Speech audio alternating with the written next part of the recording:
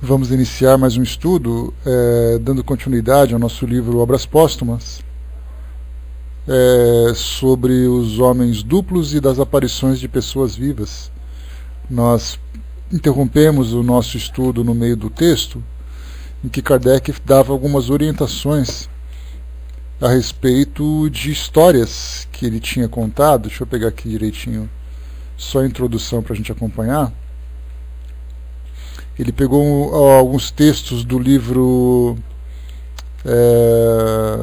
Os Fenômenos Místicos da Vida Humana, um livro alemão, e ele pegou 9 textos que relatavam situações de aparições de pessoas vivas, e a partir dessa leitura a gente começou então a fazer uma análise daqueles casos que apresentavam elementos que eram palpáveis para o estudo, outros que eram contos apenas que se tornavam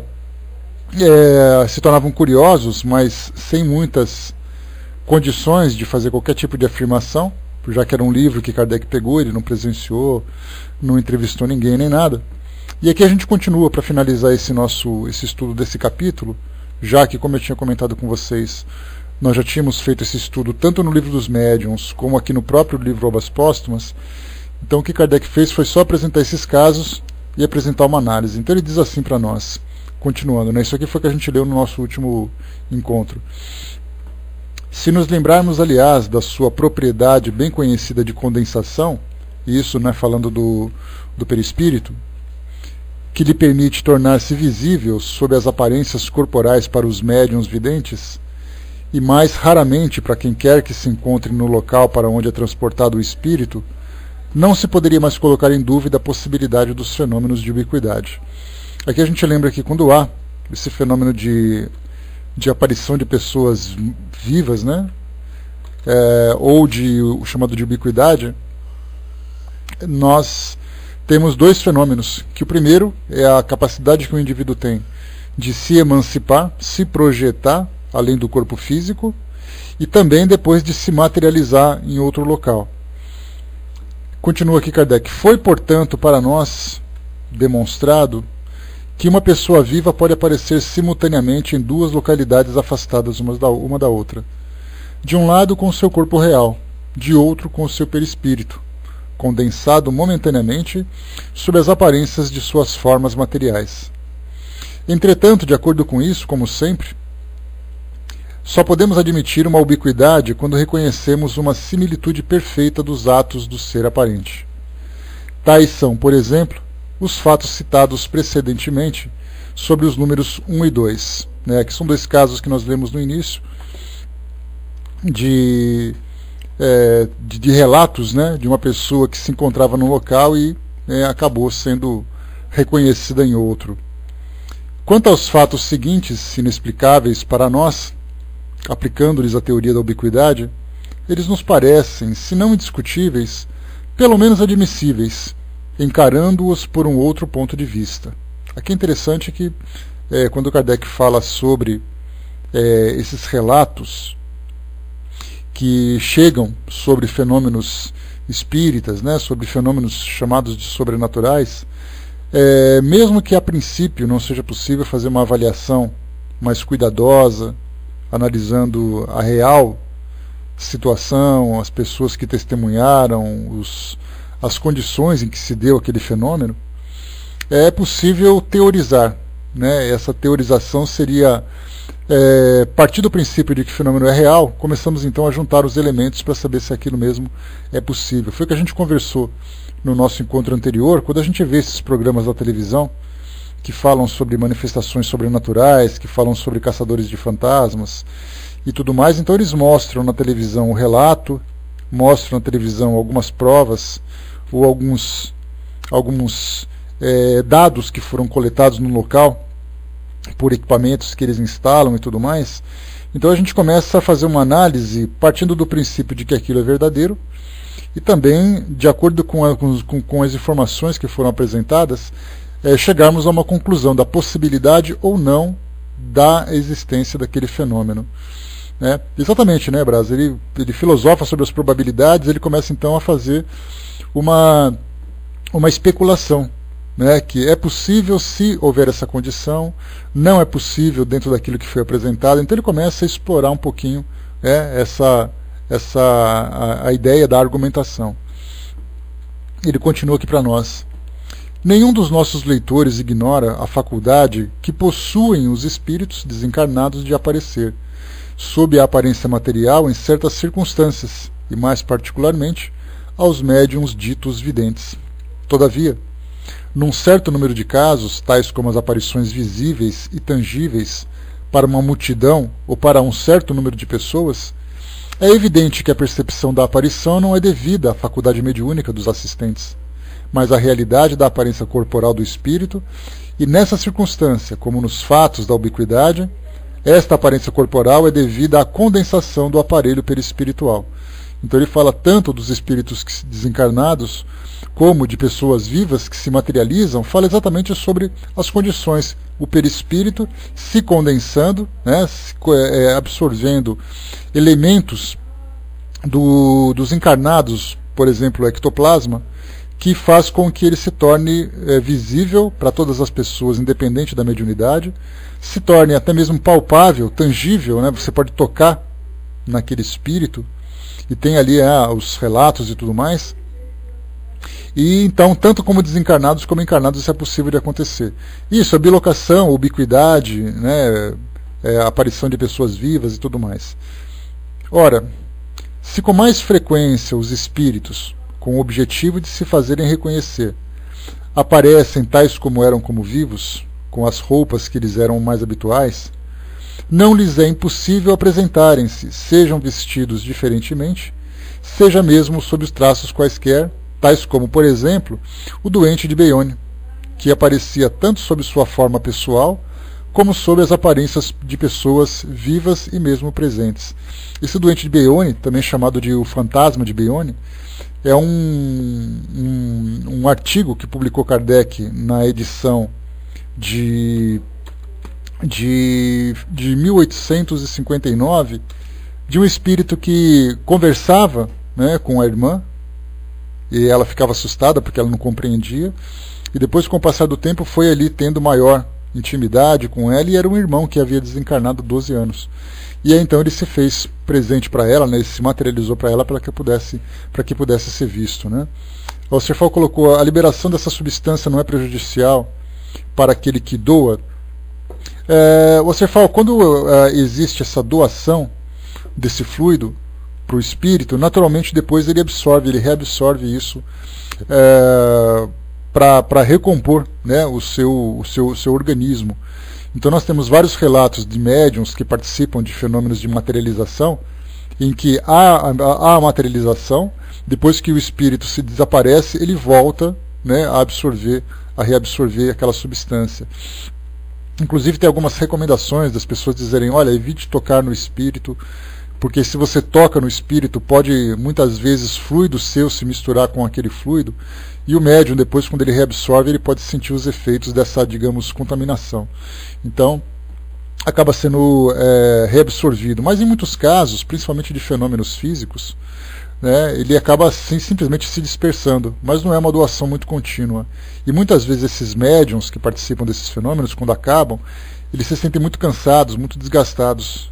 Mas depois, né, os próprios espíritos, no caso, por exemplo, de um médium que trabalha com cura, que trabalha com esses fenômenos, e esses médiums são assistidos pelos espíritos, eles mesmos procuram, né, revitalizar o médium com a doação de substâncias também, né, com a recomposição de fluidos, principalmente de fluidos magnéticos em especial, já que os espíritos não têm esse ectoplasma, que ele é um fluido eminentemente, essencialmente orgânico.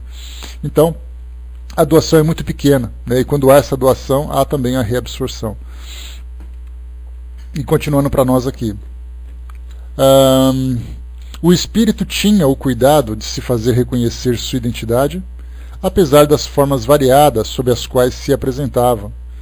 Mas como não tivesse feito nada disso, não é evidente que essas testemunhas da manifestação tivessem sido persuadidas de que assistiam um fenômeno de ubiquidade, né? Então aqui O interessante é que, nesses casos, né, esse espírito de Beyond se manifestava de várias formas, conversava e tudo mais. Mas nos casos, em especial, relatados por Kardec aqui nesse livro, né, que nós lemos, o livro alemão, que falava sobre os casos de ubiquidade, não havia nada além de uma mera aparição. Então dificilmente era possível, por exemplo, testemunhar que de fato o espírito que estava ali se manifestando era realmente de uma pessoa viva.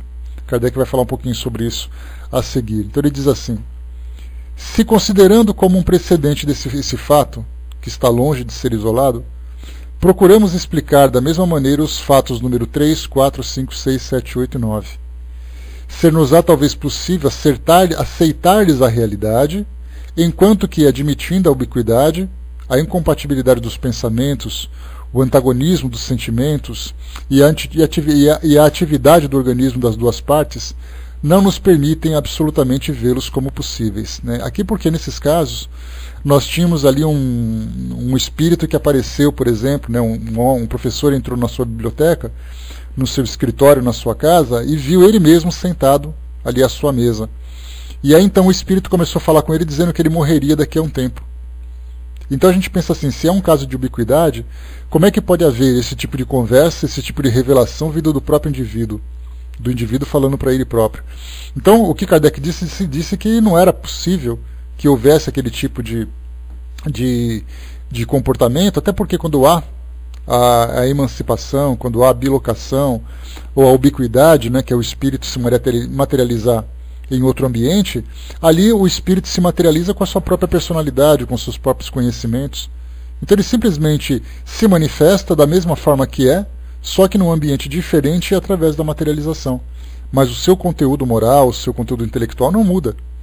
E nesse caso que foi visto aqui, nós tínhamos muitos desses casos, era caso de ameaça, de revelações. Então, como Kardec viu, não nos permitem absolutamente vê-los como possíveis. Quer dizer, é impossível imaginar que aquilo seja de fato uma bilocação, né, dadas as circunstâncias.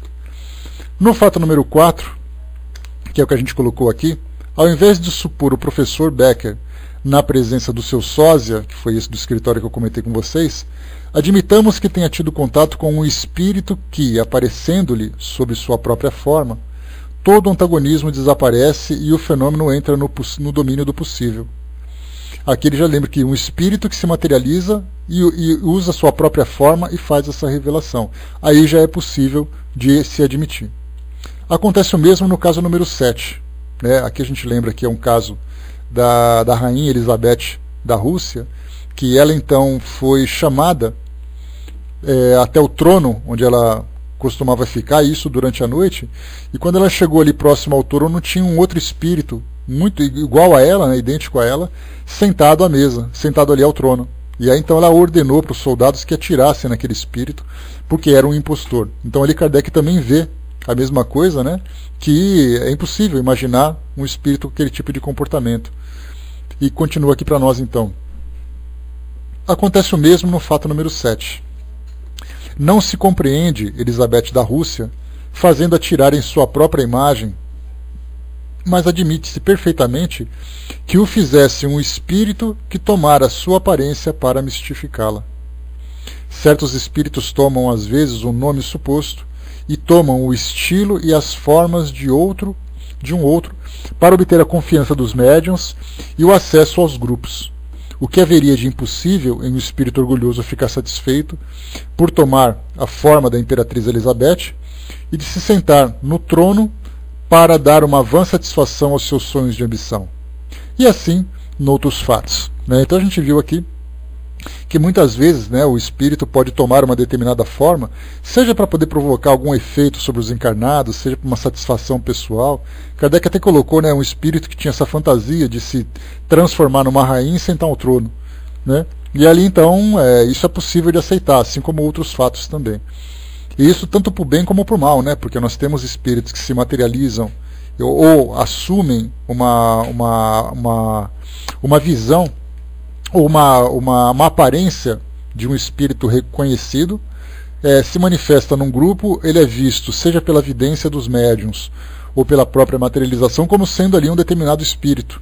E aí então ele é recebido com todas as com todas as honras e tudo mais, né? Imagina, por exemplo, o Dr. Bezerra de Menezes se fazendo presente numa instituição, trazendo ali as suas orientações e depois ele vai embora. E que na verdade não era ele, mas era um espírito que, com autorização e com um propósito elevado, né, fazia, né, provocava esse efeito sobre os encarnados. Então isso é possível acontecer. Então, tanto para o bem como para o mal, já que o perispírito tem essa plasticidade de se modelar de acordo com o pensamento do espírito, né, que saiba também lidar com essa técnica naturalmente, ele pode usar isso de uma forma positiva ou negativa, né, porque todo o conhecimento que nós temos como encarnados também pode ser utilizado de uma forma positiva ou negativa, de acordo com a vontade que a gente tem, de acordo com os nossos valores e intenções. No mundo espiritual não é diferente. O Brás colocou: eu acredito que o espírito conserva a aparência que teve na vida, porém melhorada. Sim, sem dúvida, essa é a realidade. Nós conversamos essa semana sobre isso, Brás. Né, ontem mesmo nós falamos sobre isso, né, a questão do condicionamento que nós temos. Eu até dei o exemplo para vocês: a gente passa a nossa vida toda se olhando no espelho, se olhando em fotografia, vai vendo ali o envelhecimento que a gente vai sofrendo no decorrer dos anos, né, e quando a gente desencarna, a gente está tão acostumado com aquela aparência que é com ela que a gente se apresenta no plano espiritual. E aí depois, né, conforme a gente vai se adaptando, a gente vai ajustando a nossa aparência, né, para que provoque aquele bem-estar, para que a gente se sinta mais equilibrado, e até mesmo pelo próprio reequilíbrio do espírito, isso reflete no seu perispírito. Mas eventualmente, tendo condições de dominar essa técnica, de modelar o seu perispírito, isso o indivíduo faz isso então, de acordo com os seus interesses, né? E continua. E até que essa questão do rejuvenescimento também, né? Muitas vezes um espírito desencarna aos 60, 70 anos de idade e de repente ele quer chegar como adolescente. A pergunta é: por que ele quer fazer isso? Porque quando a gente chega num ambiente mais equilibrado, num ambiente mais elevado, onde nós somos sustentados e orientados por mentores espirituais, é muito comum a gente sempre seguir aquilo que os espíritos orientam, né, descartando, por exemplo, essa questão da vaidade, do orgulho, do preconceito. Então cada um vai assumindo a condição que lhe é muito natural, sem essa preocupação com a aparência, né, que para nós aqui, enquanto encarnados, é tão importante, né? Já no mundo espiritual isso não tem muita diferença. Então esse rejuvenescimento, esse ajuste, digamos assim, que nós fazemos ao chegarmos no plano espiritual é absolutamente natural, né? Já que nós temos, já que o bem-estar é o ponto principal. A gente lembra, por exemplo, uma passagem do Chico Xavier no Pinga Fogo de 1971, quando perguntaram para ele o que ele acha dentro da visão espírita sobre cirurgias plásticas. E a resposta dele foi bastante tranquila, né? Essa foi no Pinga Fogo 2, se eu não me engano. Foi bem tranquila, que ele disse assim: é natural que as pessoas queiram promover o seu bem-estar através dessas cirurgias. E isso não tem nada de mais, desde que isso não seja alimentado por uma vaidade egoísta, né, por uma sensualidade desequilibrada, né? Então tudo é natural, é muito natural que as pessoas queiram, né, promover esse bem-estar em si mesmo, né? O mesmo acontece com o espírito que saíram daqui como criança, né? Eles esperam o tempo necessário para a sua volta da forma adulta, né? Cada espírito então tem ali o seu próprio tempo, a sua orientação, a sua necessidade. Não existem regras nesse caso, podemos dizer assim, né? Porque muita gente diz assim: não, o espírito quando chega ele já assume a sua forma adulta. E por quê? Onde está escrito isso? Qual é a regra que determina que todo espírito assume isso? Se ele tiver um pensamento condicionado naquela aparência que ele tinha, ele pode ficar durante séculos naquela condição, como nós temos hoje. Espíritos que ficam séculos com a mesma aparência. Embora adulto, ele fica com uma aparência de ferido, de mutilado, de uma característica que ele tinha quando estava encarnado, trazendo ali sinais da sua reencarnação desequilibrada. Muitas vezes o espírito na condição de criança quer permanecer assim por muitos anos. E por mais que tentam convencer, ele não admite, ele não aceita isso. Então dizer assim que quando ele chega ele já assume, isso é errado dizer. Nós falamos de personalidade e nós não temos domínio sobre personalidade, cada um faz aquilo que pensa, né? Então as coisas vão acontecendo conforme os espíritos vão se reequilibrando. E esse reequilíbrio, né, é muito relativo de indivíduo para indivíduo.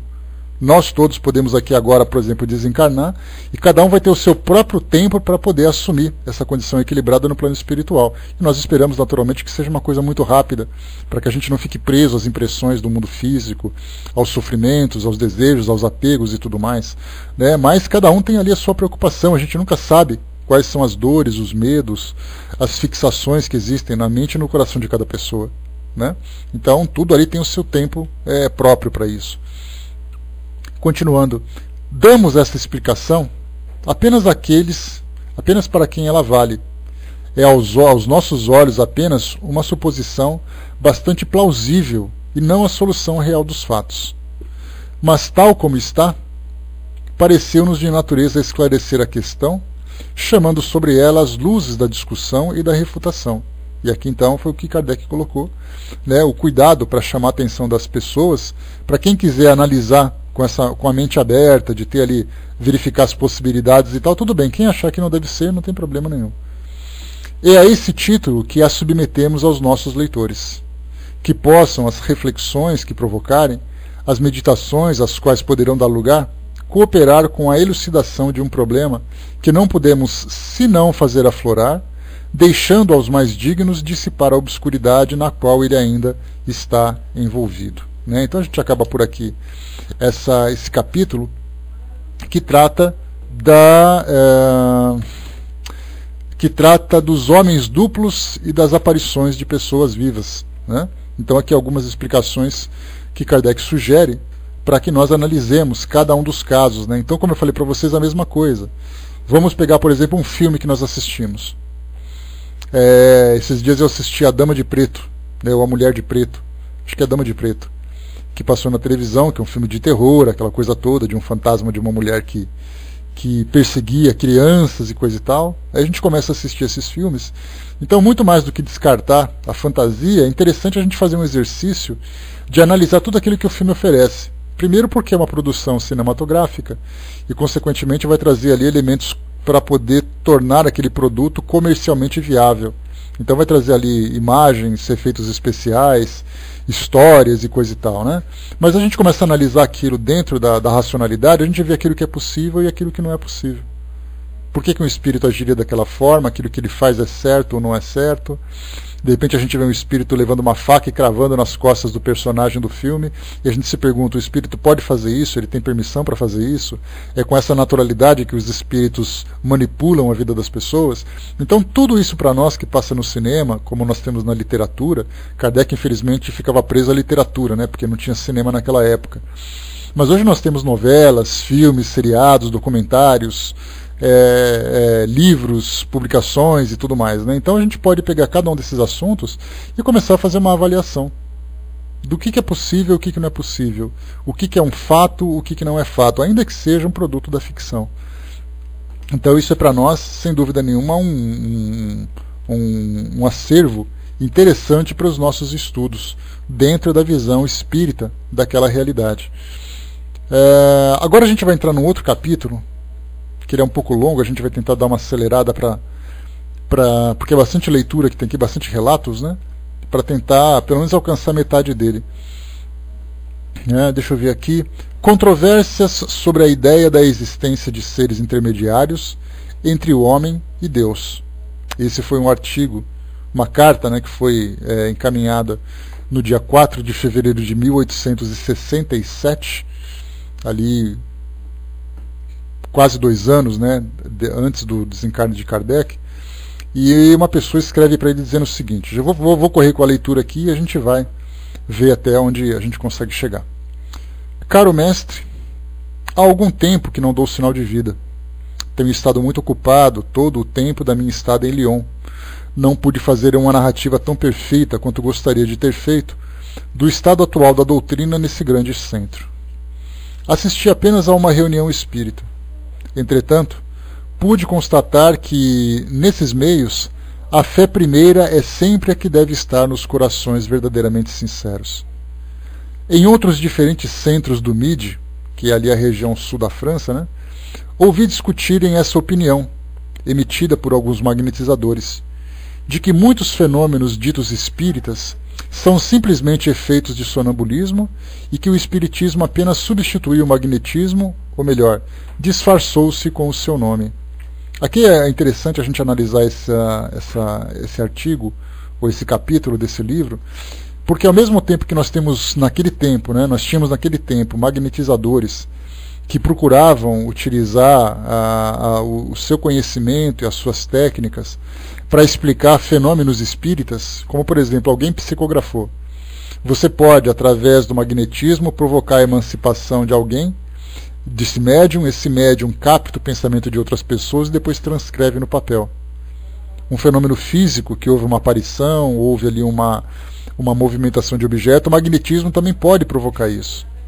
Então não existe nada de sobrenatural, nada de participação dos espíritos, mas é um próprio fenômeno anímico provocado pelo magnetismo. E nós podemos traduzir esse raciocínio, ou interpretar esse raciocínio no nosso presente daquilo que a própria parapsicologia faz. Basta a gente chamar o nosso bom e velho querido Padre Quevedo e dizer para ele assim: Padre Quevedo, analisa os fenômenos provocados por Chico Xavier. Aí ele vai dizer, que os espíritos, não podem fazer isso e coisa e tal, que tudo isso é projeção da mente, que isso são fluidos, que isso é disso, daquilo e tal. Então ele começa a apresentar as justificativas dentro do conhecimento que ele tem de parapsicologia, assim como outros estudiosos da parapsicologia também fariam a mesma coisa. Na época, a gente pode colocar como sendo os magnetizadores. Na atualidade, a gente pode colocar como sendo os pesquisadores de paranormalidade. Então, só fazemos aqui um ajuste de nomes, por exemplo, colocar aqui, são simplesmente fenômenos de sonambulismo e que o espiritismo apenas substitui o magnetismo, ou melhor, disfarçou-se no seu nome. A gente poderia dizer que o espiritismo apenas substituiu a paranormalidade, ou melhor, disfarçou-se com o seu nome. Então a gente vai lendo aqui, vai perceber que dá a impressão de que a gente está vendo um parapsicólogo falando, tentando explicar os fenômenos que acontecem. Como vedes, um novo ataque dirigido contra a mediunidade. Assim, segundo essas pessoas, tudo o que escrevem os médiuns é o resultado das faculdades da alma encarnada. E é ela que, desligando-se momentaneamente, pode ler o pensamento das pessoas presentes. É ela que vê a distância e prevê os acontecimentos. É ela que, através do fluido magnético espiritual, agita, sustenta, vira as mesas, percebe os sons, etc. Tudo, numa palavra, repousaria sobre a essência anímica, sem a intervenção de seres puramente espirituais. Então a gente vê aqui claramente a interpretação, a adaptação para a parapsicologia. Então a gente pode ver aqui, por exemplo, a telecinesia, a telepatia, a projeciologia. Então nós temos ali várias ciências ou pseudociências que apresentariam as suas argumentações para poder explicar esses fenômenos. E continua. Não é uma novidade que vos trago, me diríeis. Tenho, com efeito, ouvido eu mesmo, há alguns anos, essa tese ser sustentada por alguns magnetizadores. Mas hoje procura-se implantar essas ideias que são, segundo penso, contrárias à verdade. É sempre um erro tombar para os extremos, e há tanto exagero em tudo relacionar ao sonambulismo que caberia aos espíritas negar as leis do magnetismo.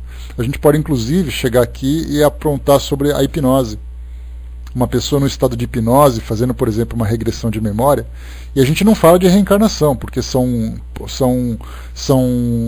raros os psicólogos ou os psicoterapeutas que trabalham com regressão de memória e conseguem, ou têm interesse em quebrar a barreira dessa existência para poder chegar em outra. Então eles fazem uma regressão de memória para poder chegar à infância da pessoa, chegar ali até a um estado mais jovem, coisa e tal, inclusive até chegando muitas vezes na consciência intrauterina da pessoa, mas não passa dali. Então nós temos a parapsicologia, nós temos a hipnose, nós temos a projeciologia, nós temos ali várias ideias, inclusive até mesmo dos sistemas que a gente já estudou lá no livro dos médiuns, aqueles que fazem truques para poder tentar explicar ou tentar produzir um fenômeno. Então temos ali as várias teorias paralelas tentando explicar que tudo aquilo que acontece dentro desses fenômenos não existe nada de participação espiritual. É tudo produção da mente do próprio indivíduo. Vamos lá. Onde cessa o poder da alma sobre o corpo? Qual é a parte dessa força inteligente dos fenômenos do magnetismo? Qual é a do organismo? Eis questões cheias de interesses, questões graves para a filosofia, como para a medicina. Aqui quem está falando é aquele amigo que escreveu para Kardec, né? Aguardando a solução desses problemas, vou citar-vos algumas passagens de Charpignon, esse doutor de Orleans, que é partidário da transmissão do pensamento, que nada mais é do que a telepatia, né? Lembra que tele significa distância, né? Patia significa ali a leitura do pensamento, né? Como nós temos telefone, televisão, que significa visão à distância, falar à distância. Então esse tele vem da distância, né? Vereis que ele se reconhece, ele próprio, impotente para demonstrar, na visão propriamente dita, que a causa vem da extensão do simpático orgânico, como o pretendem vários autores, né? Ele diz na página 289: Acadêmicos, dobrem os trabalhos de seus candidatos. Moralista, promulguem leis para a sociedade, o mundo, esse mundo que ri de tudo, que quer seu prazer a despeito das leis de Deus e dos outros direitos dos homens, que faz dos seus esforços, pois ele tem a seu serviço uma potência que vocês não imaginam e que deixaram crescer de tal forma que não pode mais fazê-la parar. Na página 323. Compreendemos bem, até aqui, o modo da transmissão do pensamento, mas nos tornamos impotentes para compreender essas leis de simpatia harmônica, o sistema pelo qual o homem forma nele próprio esse ou aquele pensamento, essa ou aquela imagem e essa solicitação de objetos exteriores. Isso parte das propriedades do organismo, e a psicologia, encontrando nessa faculdade rememorativa ou criadora, segundo o desejo do homem, alguma coisa de antagônico com as propriedades do organismo, faz com que ela se despenda de um ser substancial diferente da matéria. Começamos então a encontrar no fenômeno do pensamento algumas lacunas entre a capacidade das leis fisiológicas do organismo e o resultado obtido. O rudimento do fenômeno, se pode explicar assim, é mesmo fisiológico, porém sua extensão verdadeiramente prodigiosa não o é mais. E é preciso admitir que o homem goza de uma faculdade que não pertence a nenhum dos dois elementos materiais com os quais até agora o vimos compor.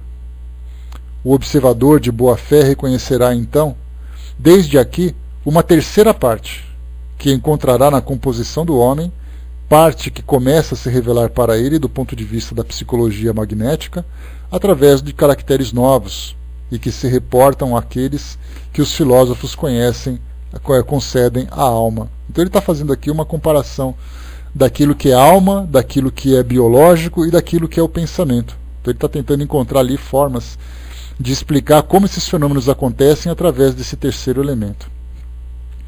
Mas a existência da alma encontra-se mais fortemente demonstrada através do estudo de algumas outras faculdades do sonambulismo magnético. Assim, a visão à distância, quando é completa e claramente desligada da transmissão do pensamento, não poderia, ao nosso entender, explicar-se pela expansão do simpático orgânico. Esse simpático orgânico seria esse corpo fluídico que ele trata, né? Então ele fala do corpo, do organismo, desse corpo fluídico e depois da alma. Então ele fica se perguntando, né, se o pensamento é transmitido através dessa expansão do organismo dele, do perispírito, podemos dizer assim, ou se é a alma que vai e capta essa ideia. Depois, na página 330, aqui quem está falando é aquele professor, né, aquele doutor em magnetismo lá de Orleans que o amigo de Kardec se refere. A quem ele se refere.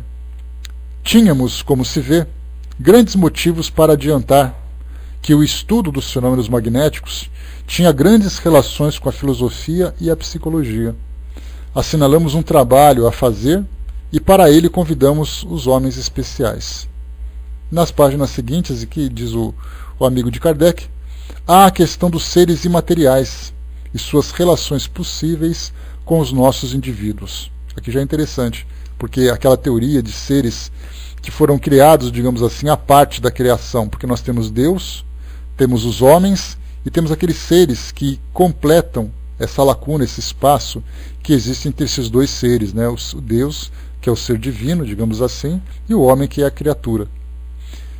Está fora de dúvida para nós, e precisamente por causa das leis psicológicas que esboçamos nesse trabalho, que a alma humana pode ser esclarecida diretamente, seja por Deus, seja por uma outra inteligência. Cremos que essa comunicação sobrenatural pode acontecer no estado normal, como no estado estático, seja espontâneo ou artificial. Nesse êxtase que ele se refere, né? Ele lembra que o estado de êxtase pode ser induzido de uma forma artificial, através do magnetismo, ou pode ser espontâneo, pessoas que entram nesse estado de êxtase e ali então tem a projeção da sua mente, entra em contato com as inteligências do mundo espiritual e tudo mais. 351.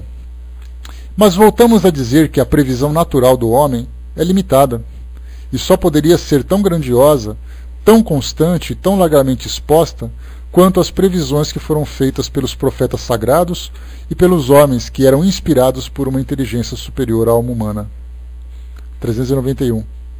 A ciência e a crença no mundo sobrenatural são dois termos antagônicos. Porém, apressamo-nos a dizê-lo que é por causa dos exageros que surgiram dos dois lados. É possível, segundo pensamos, que a ciência e a lei façam aliança, e então o espírito humano encontrar-se-á ao nível de sua perfectibilidade terrestre. Página 396. Essas páginas ele que está oferecendo para nós aqui para a nossa leitura. O Antigo, como o Novo Testamento, assim como os anais da história de todos os povos, estão cheios de fatos que não podem se explicar de outra forma senão pela ação de seres superiores ao homem. Aliás, os estudos de antropologia, de metafísica e de ontologia provam a realidade da existência de seres imateriais entre o homem e Deus, e a possibilidade da influência sobre a espécie humana. Ele pode falar, por exemplo, aqui sobre anjos e demônios, que dentro do próprio do catecismo católico, isso é uma lei dentro do catolicismo, né, quando está nos cânones católicos, isso é lei, né? Então ele diz, por exemplo, que os anjos são seres criados à parte da criação, e que os demônios, né, nada mais são do que anjos caídos. Então Deus criou os homens, e depois Deus criou os anjos. Inclusive nós temos muitos filmes que falam dessa separação, como por exemplo Anjos Rebeldes, que é um filme que eu adoro, né? A trilogia, mostra que alguns anjos ficaram revoltados porque Deus amava mais aos homens do que a eles próprios. Então a gente percebe que o enredo desse filme, em que os anjos se rebelaram contra Deus, na verdade faz parte da própria catequese católica. Porque já que os anjos foram criados à parte, e os homens vieram depois, e Deus começou a amar mais os homens do que aos anjos, segundo essas ideias dos filmes, né? A gente vê que isso se reflete claramente na literatura. Tem aqueles anjos que vêm proteger os homens em nome de Deus, tem aqueles anjos que vêm destruir os homens porque têm ciúmes de Deus. Então a gente vê que os filmes, embora sejam ficção, refletem aquilo que estão nesses livros, né, doutrinários dessas religiões. Tá. Aí continua aqui agora o amigo de Kardec. Eis agora a opinião de uma das principais autoridades em magnetismo sobre a existência de seres fora da humanidade. Ela foi extraída da correspondência de Duluth com o Dr. Bilot. Diz então aqui a correspondência. O único fenômeno que parece estabelecer a comunicação com os seres imateriais são as aparições. Há disso vários exemplos, e como estou convencido da imortalidade da alma, não vejo razões para negar a possibilidade da aparição de pessoas que, tendo deixado essa vida, ocupam-se daqueles a quem amaram, e vêm apresentar-se a eles para dar-lhes conselhos salutares. Aqui fala de aparições de espíritos comuns, de espíritos que têm ali preocupação com seus familiares e tudo mais. Continua aqui o amigo de Kardec. O Dr. Odiné, de Mâcon, outra autoridade nessa matéria, exprime-se assim. O fogo sagrado, a influência secreta de Boileau, a inspiração, não provém, portanto, dessa ou daquela contextura, assim como pretendem os frenólogos, mas de uma alma poética, em relação com um gênio mais poético ainda. Esse gênio seria exatamente esses seres criados à parte, esses anjos, esses espíritos que estão ali presentes. Acontece o mesmo com a música, com a pintura, etc. Essas inteligências superiores seriam almas desligadas da matéria e elevando-se gradualmente à medida que se depuram até a inteligência universal que abarca Deus até Deus? Nossas almas, após diversas migrações, não tomariam um lugar dentre os seres imateriais?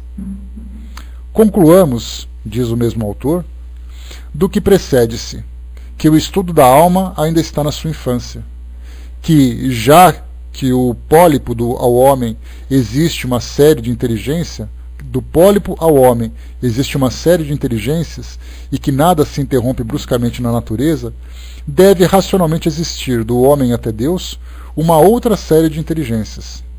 O homem é o elo que une as inteligências inferiores, associadas às matérias, às inteligências superiores e materiais. Do homem até Deus, encontra-se uma série semelhante à que existe do pólipo ao homem. Quer dizer, uma série de seres etéreos mais ou menos perfeitos, gozando de especialidades diversas, tendo empregos e funções variadas.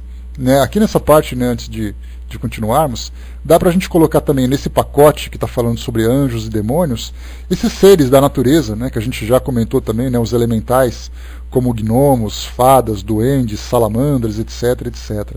Então essa teoria de que existem entre nós que somos as inteligências desse nível que nós conseguimos alcançar, até Deus, existem ali uma variedade enorme de seres criados à parte. Assim como existe do pólipo, um dos seres mais primitivos da natureza, até nós, que somos seres humanos, também existem variados níveis de inteligências na natureza, que não são homens, não são deuses, e estão ali simplesmente aqui ao nosso lado, convivendo conosco. E continua, aqui a citação, que essas inteligências superiores se revelem tangivelmente no sonambulismo artificial, que essas inteligências tenham com nossas almas relações íntimas, que é a essas inteligências que devemos nossos remorsos quando fizemos o mal, nossa insatisfação quando fizemos uma boa ação, que é a essas inteligências que os homens superiores devem suas boas inspirações, que é a essas inteligências que os estáticos devem a faculdade de prever o futuro e de anunciar acontecimentos futuros. Enfim, que para agir sobre essas inteligências e torná-las propícias, a virtude e a prece têm uma ação poderosa.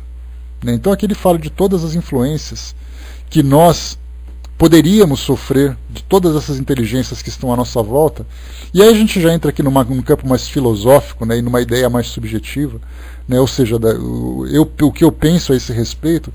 Eu também vejo que existe muita coisa que nós, aliás, muita coisa mesmo, que existe do mundo espiritual que nós ainda não compreendemos.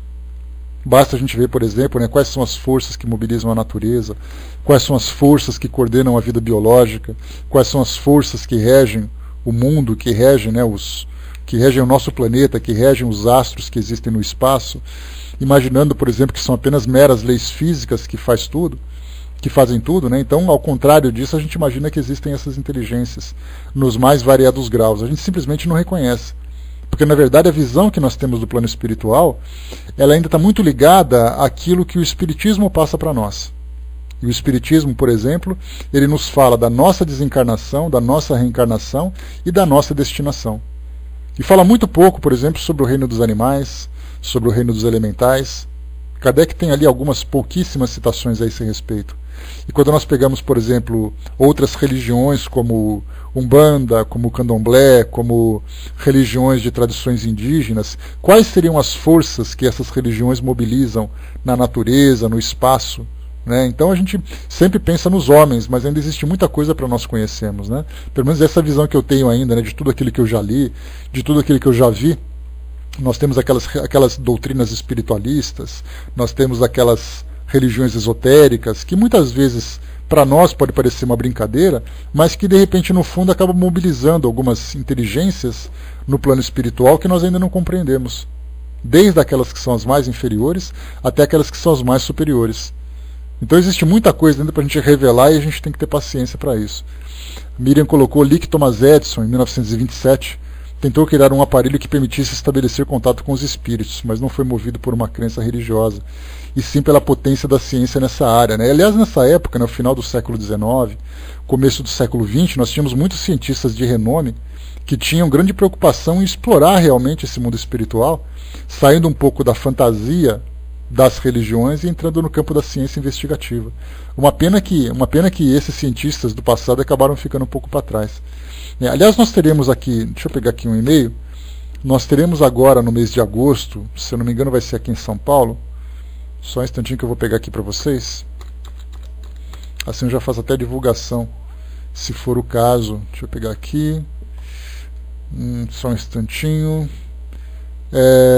O nome do evento é chamado de Encontro Nacional da Liga de Pesquisadores do Espiritismo,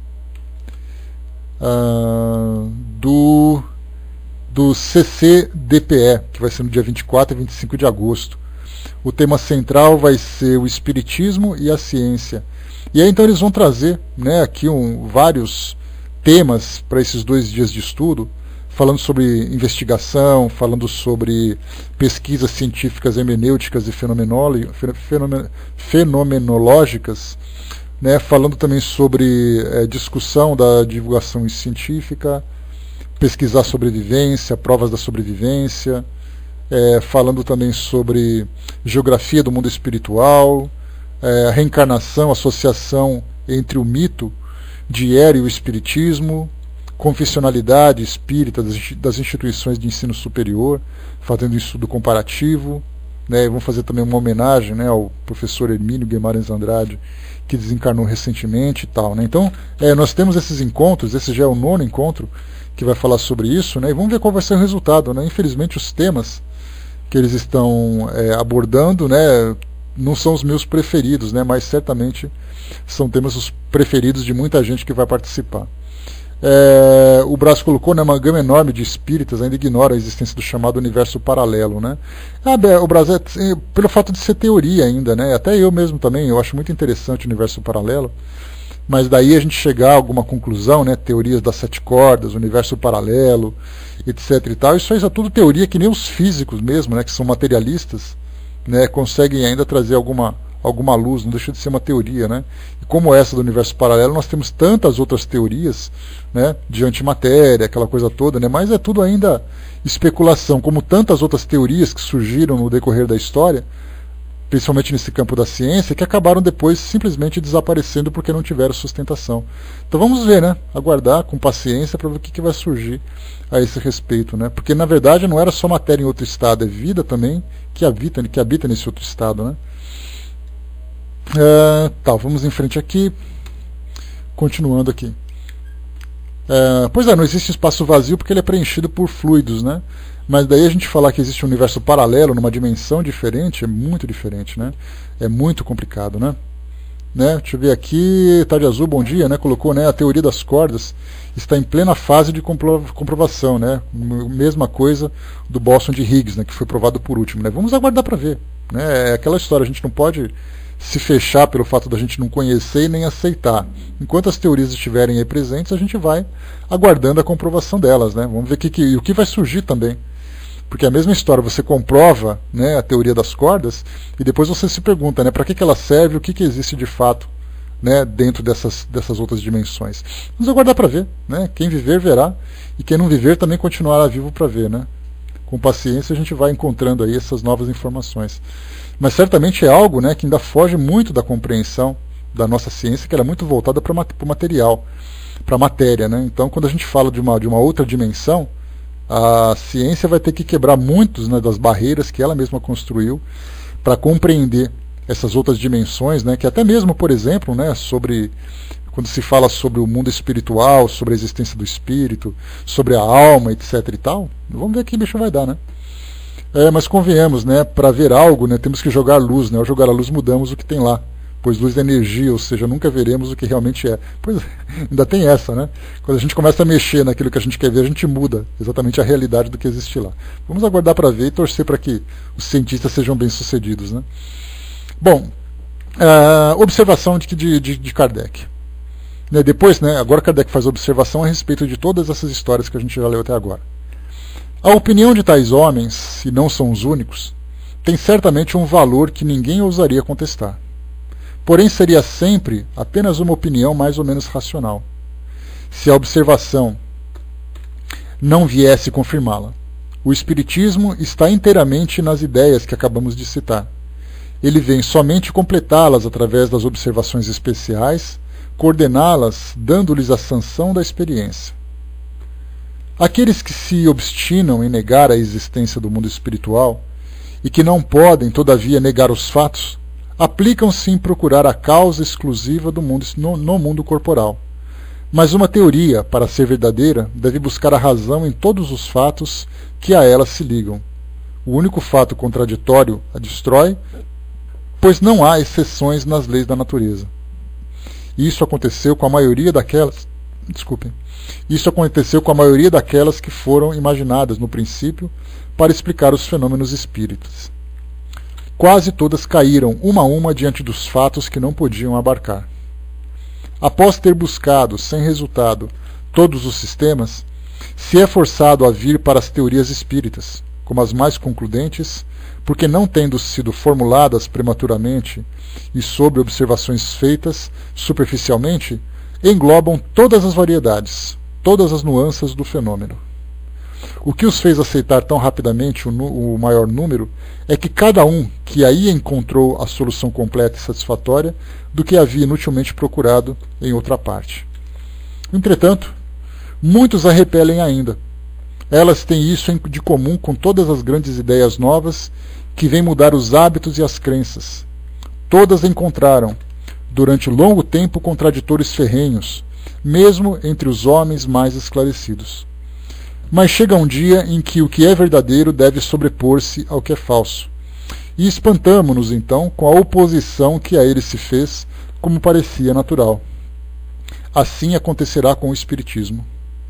E o que se deve notar é que de todas as grandes ideias que revolucionaram o mundo, nenhuma conquistou em tão pouco tempo um número tão grande de partidários em todos os países e em todas as classes da sociedade. Eis porque os espíritas, cuja fé não é absolutamente cega, como seus adversários o pretendem, mas fundada sobre a observação, não se preocupam nem com os contraditores, nem com aqueles que não comungam de suas ideias. Dizem para si mesmos que a doutrina, partindo das próprias leis da natureza, não pode apoiar-se sobre uma derrogação dessas leis. Não pode deixar de prevalecer quando essas leis novas forem reconhecidas. Aqui Kardec faz uma observação, ele já fez isso, se eu não me engano, lá no livro O que é o Espiritismo, ele lembra que tudo aquilo que nós vemos de fenômenos, né, as teorias para poder afirmar ou para poder chegar a uma conclusão do fenômeno, ele vê através da observação. Então, na verdade, nós vemos que o Espiritismo ele procura fazer mais ou menos aquilo que nós temos de uma engenharia tradicional. Né? Então, ou seja, você pega os elementos, você vai construindo até chegar àquela conclusão. Diferentemente do que acontece com as religiões tradicionais, isso não pelas religiões, a gente fala pela linha de raciocínio, nós encontramos ali que muitas das teorias que foram apresentadas, por exemplo, na Bíblia, que é considerado um livro sagrado e, consequentemente, vindo ali com a voz de Deus e contando aquelas histórias. Então nós temos, por exemplo, a história do surgimento do homem, que se encontra na Bíblia, que Adão e Eva surgiram, que um veio do barro, o outro veio da costela, que o mundo foi feito em 7 dias e coisa e tal. Então, independente disso, a gente não fala do pensamento fantasioso, mas a gente lembra que essas informações elas são interpretativas, né? Elas são figuras de linguagem que devem ser interpretadas corretamente à luz do pensamento científico, inclusive abordando leis que não são ainda reconhecidas, né, ou não são compreendidas. Então, quando nós pegamos uma religião que pega uma informação como essa, e em vez de investigá-la, né, na sua real essência, tirando ali a fantasia que é colocada em cima daquela passagem, eles utilizam a ciência para comprovar que aquilo é um fato. Nós temos ali, por exemplo, cientistas que são de determinadas religiões aqui do nosso ocidente, né, católicos, mas principalmente evangélicos, que querem comprovar que o nosso planeta foi formado em 6.000 anos. Isso porque Adão e Eva, segundo as informações que constam na Bíblia, surgiram há 6.000 anos. Mesmo que nós tenhamos comprovações de fósseis de mais de 1 milhão de anos, mesmo que nós tenhamos estudos geológicos que comprovam que a Terra foi formada há aproximadamente 4 bilhões de anos, eles dizem, não, a ciência está errada. O que está certo é a Bíblia e nós vamos provar que ela está certa. Um outro fato, como por exemplo, Noé, com a sua arca, que sobreviveu 40 dias e 40 noites no dilúvio, e foram águas que inundaram todo o planeta.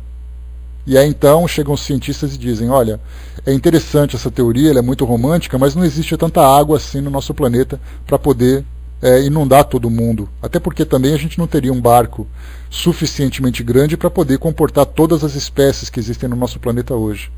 Mas então vem ali algumas pessoas que se colocam como cientistas e trazem algumas teorias de que as placas se abriram e surgiram águas do fundo do centro da Terra e coisa e tal. Então eles pegam a informação do jeito que está na Bíblia e procuram fazer com que a ciência se adapte a essa informação.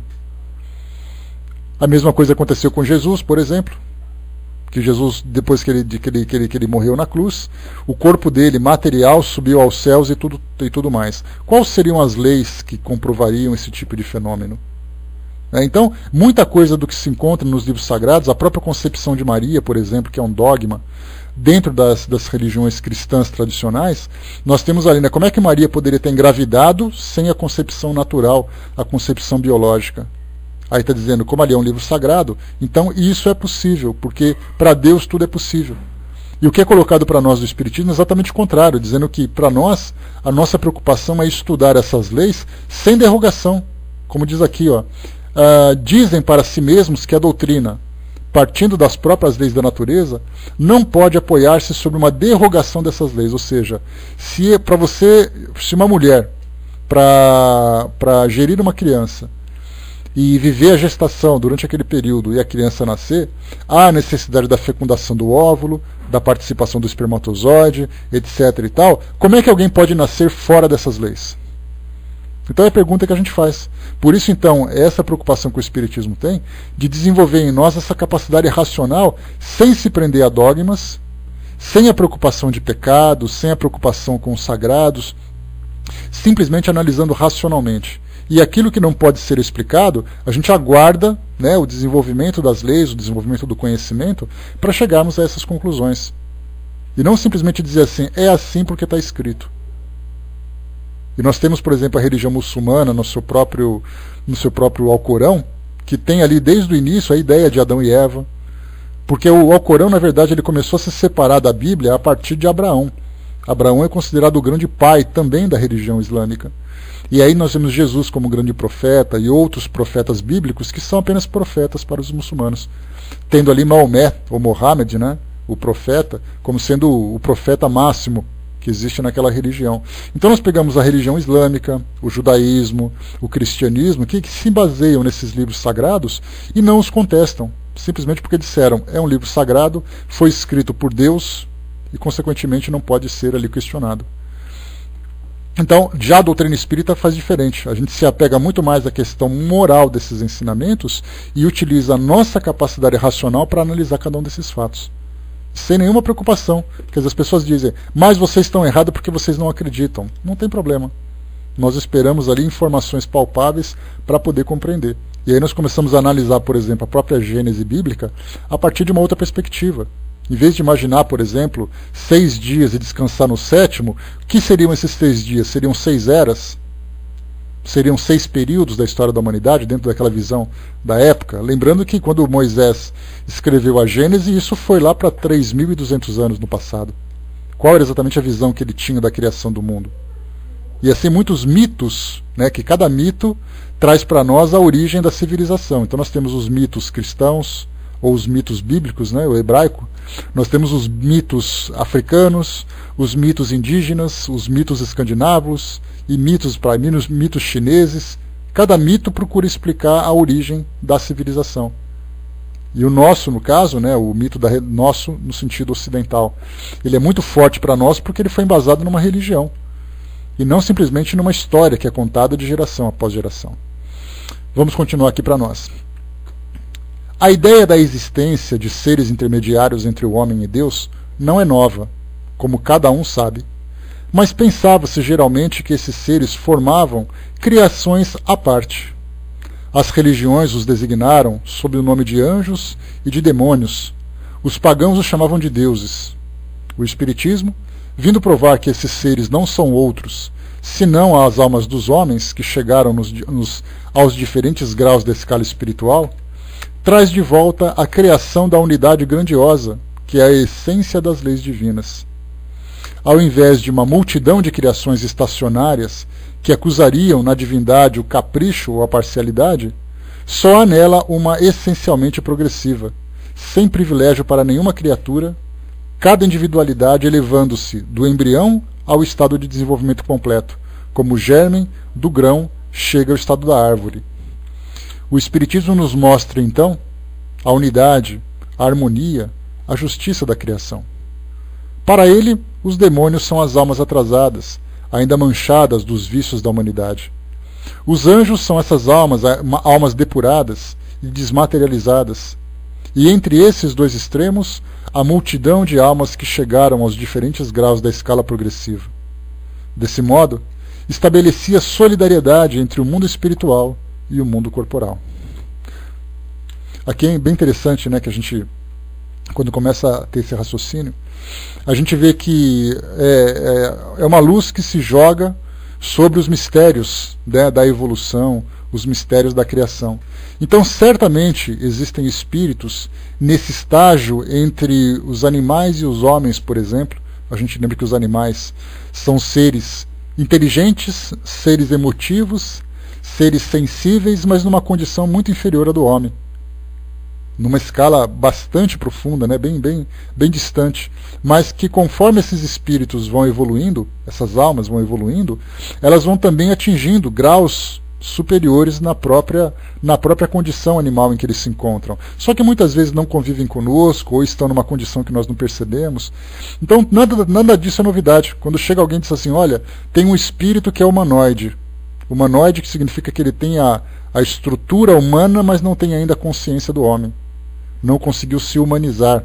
Ele apenas está naquela condição de humano ainda, né? De humanoide, né? Mas quando a gente pensa num espírito como esse, isso não surpreende.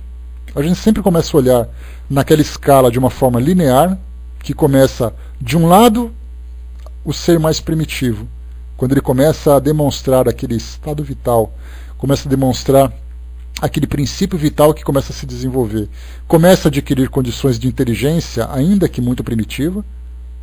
Depois ele começa a desenvolver novas ideias, novos raciocínios, chega na condição humana em que nós nos encontramos, e a partir daqui ele começa a ascender essa escala evolutiva, atingindo esses estágios mais angelicais, digamos assim. Então, nós podemos até não conhecer quem são os personagens, as personagens que ocupam essas variados graus nessa escala, mas certamente nós sabemos que eles são seres em progresso evolutivo. Se não chegaram ainda à condição de perfectibilidade, dentro da condição humana, porque a gente lembra que a perfeição absoluta é Deus. E fora isso, mesmo assim, a gente se pergunta, mas como é que você pode comprovar a existência de Deus? Aí Kardec mesmo já fala sobre isso, aliás, ele dedica um capítulo especial lá no livro A Gênese, falando sobre Deus, não Deus como sendo o papai do céu, como sendo o senhor de tudo, ele fala de Deus como sendo uma inteligência capaz de administrar tudo aquilo que existe de perfeito no universo. E essa inteligência a gente pode dar o nome que a gente quiser. Então quando a gente fala sobre acreditar em Deus, na verdade nós acreditamos numa inteligência que rege essa grande orquestra universal, como diziam os poetas. Agora, como nós vamos interpretá-lo, aí varia de pessoa para pessoa, de crença para crença, de escola para escola. É como se eu dissesse para vocês assim, fechemos nossos olhos e imaginemos Deus. Aí começamos assim, imagine e depois desenha. Aí alguém vai imaginar uma luz lá no fundo do universo, o outro vai imaginar aquele rosto formado de nuvens, o outro vai imaginar assim aquele homem velhinho barbudo sentado num trono segurando um cajado. Os outros vão imaginar o homem da net que passa na televisão, né, que ele fala que é o locutor com eco. Cada um vai pensar de uma forma diferente, de acordo com a sua cultura. Porque a ideia que nós temos de Deus, né, humanizando, por exemplo, né, humanizando Deus, a gente vai colocar exatamente as nossas características, inclusive até mesmo da personalidade. aquele Deus muitas vezes rancoroso, o Deus que castiga, o Deus que deve ser temido. Então a gente vai colocar aquele Deus antropomórfico, com a nossa aparência, com as nossas características, com as nossas ideias. Porque exatamente é a limitação que nós nos encontramos ainda. A nossa inteligência é limitada e, consequentemente, a gente só vai até onde ela alcança.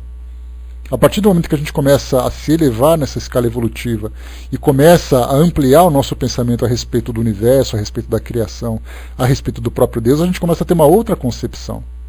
Mas por enquanto é assim, olha, reza para Deus nosso Pai. Quer dizer, Deus tem a figura de Pai. É o máximo que a gente consegue. Para outras crenças, Deus é a mãe. Para outras crenças, né, Deus é o arquiteto. Que cada um vai colocando assim a sua concepção a respeito dele. Mas é o que a gente consegue alcançar até então. Mas certamente nós temos essa inteligência que alcançou a perfectibilidade, e enquanto isso nós temos todas as criações, ou todas as criaturas, que estão nesse processo de aperfeiçoamento até alcançarem a perfeição relativa à condição de criatura, e não a perfeição absoluta na condição de Deus. Deixa eu ver se falta muito aqui, gente. Espera só um pouquinho. Não, falta pouco. Vamos lá então para a gente continuar aqui. Quanto à questão proposta, lembrando que a gente está estudando o livro Obras Póstumas, aqui com algumas reflexões, alguns raciocínios de Kardec, né? Quanto à questão proposta, qual é, nos fenômenos espíritas ou sonambúlicos, o limite onde cessa a ação da própria alma e onde começa a dos espíritos? Essa é uma pergunta intrigante, porque muitos dos fenômenos que nós vivenciamos é animismo puro, e outras vezes é o animismo misturado com a participação dos espíritos. Mas qual é exatamente o grau dessa mistura? Diremos que esse limite não existe, ou melhor, que ele não tem nada de absoluto. Desde o instante em que não são absolutamente espécies distintas, que a alma é apenas um espírito encarnado, e o espírito, uma alma desligada dos laços terrestres, que é o mesmo ser em diferentes meios, as faculdades e as aptidões devem ser as mesmas. O sonambulismo é um estado transitório entre a encarnação e a desencarnação, um desligamento parcial, um pé colocado por antecipação no mundo espiritual.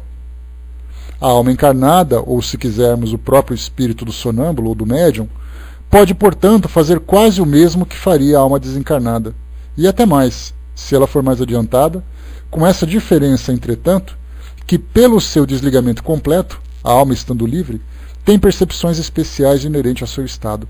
Kardec está falando sobre isso porque levantou-se aquela questão de que o indivíduo, no estado sonambúlico, num estado de transe, né, a gente pode dizer assim que o indivíduo, porque, como nós conversamos aqui há um tempo atrás, o sonambulismo ele poderia ser mais ou menos caracterizado como o próprio hipnotismo do que acontece hoje. Uma pessoa é hipnotizada, ou ela entra num estado de auto-hipnose, num estado de transe, que é o chamado, né, entre aspas, estado alterado de consciência. Nesse estado, ele tendo facilidade, ele pode se emancipar do seu corpo físico.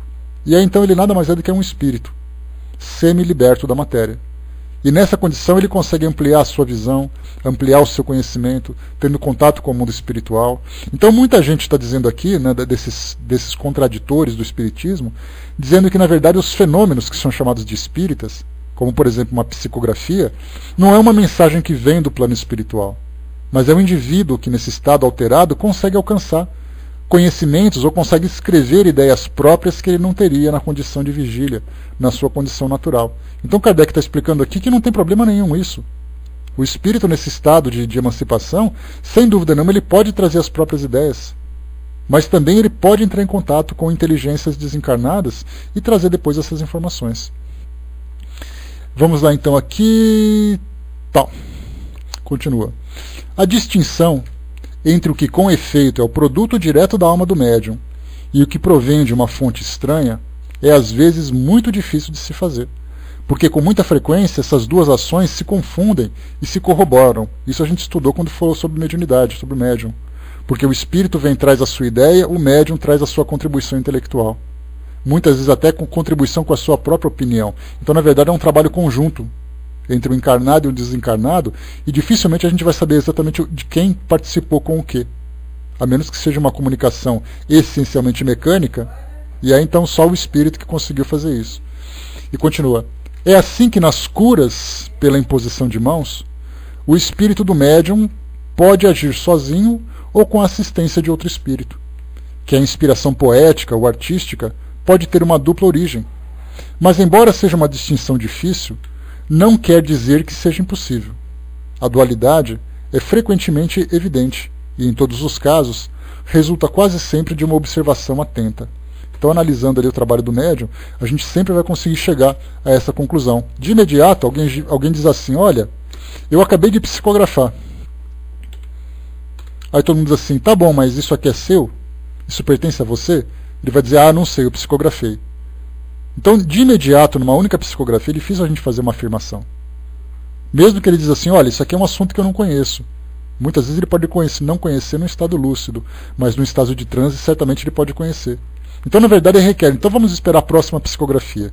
Aí vem a segunda, vem a terceira, vem a quarta. Depois já começa a formar uma ideia. Olha, realmente essas ideias aqui é diferente daquilo que você pensa. Então, nós começamos a perceber que é uma contribuição, de fato, vinda dos espíritos. Isso, naturalmente, para os médiuns que são inexperientes. Já para aqueles que são experientes, que já são rodados já no trabalho mediúnico, já sabe diferenciar quem é o espírito, quais são as suas características, os seus sentimentos, as suas ideias. Então, essa diferença, né, qual é o limite exato onde começa a participação, onde termina a participação do médium e onde começa a participação dos espíritos? Como Kardec colocou, é difícil a gente dizer assim de pronto. Há necessidade de um estudo cuidadoso, de uma análise mais profunda para chegar a essa conclusão. E isso os grupos mediúnicos devem fazer com muito cuidado, analisando cada comportamento do médium, tudo que ele sente, tudo que ele vê, tudo que ele ouve, para depois colocar exatamente ali qual é o grau de independência que o espírito tem a partir do momento em que começa a trabalhar com aquele médium. Na psicofonia ocorre esse perigo em maior incidência, não é? Acho que nos dois braços, tanto na psicofonia como na psicografia, né? Porque na verdade a voz ou a escrita são formas de expressão de ideias, mas a origem, que é no pensamento, vem o mesmo para os dois. Né? Então, tanto para um como para outro. Muitas vezes a inspiração, ele diz assim, eu fui inspirado a escrever esse livro. Até onde vem exatamente ali a inspiração do plano espiritual e até onde vem ali as próprias ideias do indivíduo que está ali. Então é muito difícil, quando se misturam ideias, pensamentos, é muito complicado. Tanto é assim que a gente percebe hoje, por exemplo, um compositor.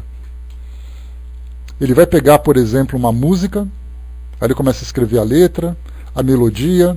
Até onde esse compositor é influenciado por outros trabalhos, por outros músicos, por outras letras, por outras melodias que foram criadas. Um cineasta, por exemplo, ele cria um filme, um escritor de roteiro de cinema. Aí ele escreve um roteiro.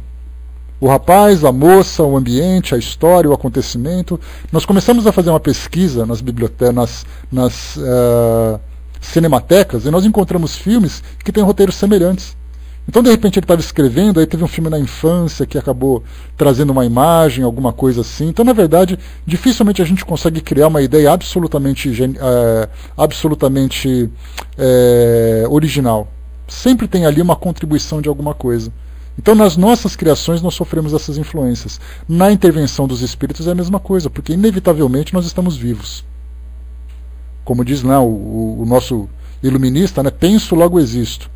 Consequentemente, mesmo no trabalho mediúnico, nós estamos em constante pensamento. Tanto é assim que nós podemos concordar, discordar, bater boca com o espírito, ou deixar que ele fale livremente, ou a gente coloca a nossa ideia. Não tem como separar. Simplesmente não tem como separar. Para fechar, Fratana colocou, mistura mesmo as ideias, né, já que existe ainda a memória do médium de vidas passadas, né, que pode bem ser confundida com percepções extrasensoriais. Sim, a nossa mente é algo que nós não conhecemos. Eu diria que nós não conhecemos ainda 2%, 5% da nossa mente. Porque hoje o que a psicologia, as neurociências fazem hoje é analisar aquilo que você pensa naquele momento, sem sequer levar em consideração as memórias de existências anteriores, que a nossa ciência hoje não aceita, a ideia da reencarnação. Então a gente fica pensando no que você pensa, no que você sonha, mas você não é nem considerado como espírito. É apenas um indivíduo que pensa, porque o seu cérebro trabalha com reações bioquímicas e você então produz uma ideia, uma imagem, uma sensação. Imagina se quando nós começamos a considerar o indivíduo como sendo um espírito imortal. Tudo aquilo que ele traz de bagagem, que está no seu inconsciente, seus medos, seus conflitos, suas virtudes, suas conquistas. Olha quanta coisa, a gente vai acabar dando nó nos nossos neurônios aqui, né? Os axônios vão começar a entrar em choque ali, né? Olhar os Lírios do Campo, de Érico Veríssimo, as cartas de Olívia, de arrepiar, né? Parece quase que o escritor recebeu um espírito, né? Pois é. Quem não leu pode ler ali, né? Então é isso, gente, né? A gente vê assim que tem bastante coisa para estudar ainda, né? Esse respeito, e a nossa humanidade ainda vai ter que caminhar muita coisa para ter uma compreensão a respeito de si mesmo. O próximo capítulo que a gente vai estudar, fechamos já esse capítulo,